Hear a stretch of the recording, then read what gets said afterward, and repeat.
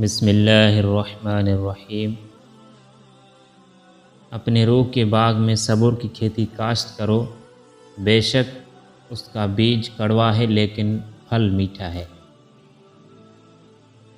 کسی سے اتنی توقعات وابستہ مت کیجیے کہ توقعات ٹوٹیں تو آپ خود بھی ساتھ ٹوٹ جائیں۔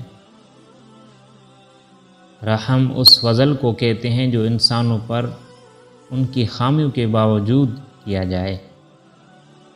آج کا انسان صرف دولت کو خوش نصیبی سمجھتا ہے اور یہی اس کی بد نصیبی کا ثبوت ہے۔ خوش نصیبی وجود کا ظاہر نہیں، وجود کا باطن ہے۔ زندگی برف کی مانند ہے، اس کو اچھے کاموں میں گزارو ورنہ یہ پگھل تو رہی ہے، ختم بھی ہو جائے گی۔ لوگ اچھا پڑھنے اور اچھا لکھنے والے کو قابل انسان سمجھتے ہیں، جبکہ حقیقت میں قابل وہ ہے جو اچھا سوچے اور اچھا بولے۔ کچھ لوگ اپنے آپ کو فرشتے سمجھتے ہیں، ان کا کام بھی فرشتوں جیسے ہے، یعنی دوسرے کے گناہوں اور برائیوں کا حساب رکھنا۔ کم کھانے میں صحت ہے، کم بولنے میں سمجھداری ہے اور کم سونا عبادت ہے۔ سوچ اچھی ہونی چاہیے کیونکہ نظر کا علاج ممکن ہے لیکن نظریے کا نہیں۔ ادب کا تقاضا ہے کہ ہر ایک کی بات کو دھیان سے سنا جائے اور احتیاط کا تقاضا یہ ہے کہ ہر کسی کی بات کو نہ مانا جائے۔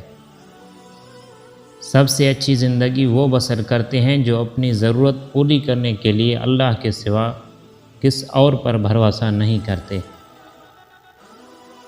مانگنے والے کو دنیا دیتی ہے اور دینے والے کو اللہ دیتا ہے۔ انسان پریشانیوں کی گنتی کرنے کا ماہر ہے لیکن نعمتوں کا حساب رکھنا بھول جاتا ہے۔ زندگی میں کسی ایسے شخص کا ہونا ضروری ہے جس کو کچھ بھی بتانے کے لیے لفظوں کی ضرورت نہ پڑے۔ اچھے لوگوں کو ٹھوکر مارو گے تو وہ ٹوٹیں گے نہیں لیکن پھسل کر تمہاری زندگی اور پہنچ سے بہت دور چلے جائیں گے۔ لوگوں کی دلوں میں مقام ایسے بنا لو کہ مر جاؤ تو تمہارے لیے آئیں اور تم زندہ ہو تو پھر تم سے ملنا پسند کریں۔ اگر یہ ویڈیو آپ کو پسند آئی ہے تو لازمی لائک کریں، سبسکرائب نہیں کیا تو لازمی سبسکرائب کریں اور بیل آئیکن آل کو دبائیں تاکہ ہر نئی آنے والی ویڈیو آپ کو ملتی رہے۔ جزاکم اللہ۔